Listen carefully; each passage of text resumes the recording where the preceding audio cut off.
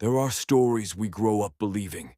The Library of Alexandria burning to the ground in one terrible night is one of them. But that story is a simplification. And when we simplify history, we often lose the truth that matters most. The library did not fall in a single blaze. It was not swallowed by one disaster, one enemy, or one moment. Its tragedy is quieter and far more human. It disappeared slowly. The city of Alexandria was once the intellectual heart of the world, a crossroads of culture, trade, and knowledge. Ships that entered its harbor brought not just goods, but scrolls, ideas, languages, and discoveries. The library grew from this constant exchange, not as a storehouse of books, but as a place where knowledge lived. Philosophers debated under its columns. Mathematicians tested ideas in real time.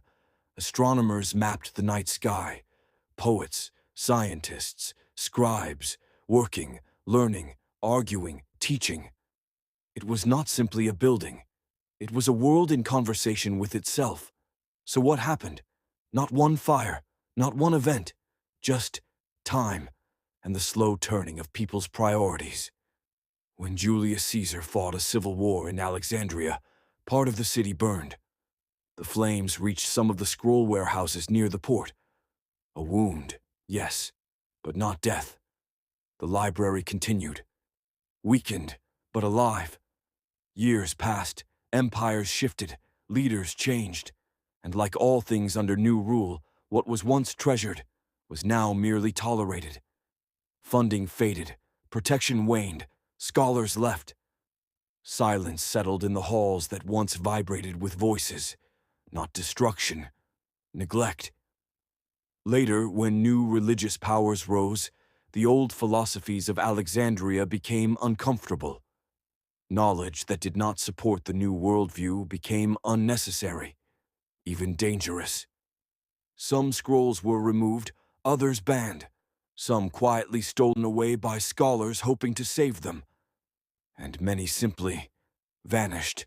No fire, just forgetting.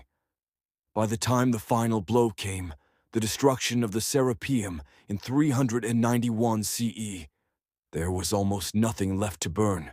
The library had already died, long before the walls fell, long before the books were gone. It died when people stopped believing knowledge mattered. This is why the true story of Alexandria is so heavy. Because its lesson is not about fire, it is about memory. Great things rarely disappear in explosions or flames. They disappear when we assume they will always be there, when we stop tending them, when we choose convenience over curiosity, comfort over truth. Knowledge is not lost in a moment. It is lost by degrees. So the Library of Alexandria did not burn. It faded. And in that fading, it leaves us a question. What knowledge today are we quietly choosing not to protect? This is Ash and Archive, where history's greatest moments are reborn through stories. Thanks for watching. If you'd like to uncover more forgotten turning points in our past, subscribe and step into the archive.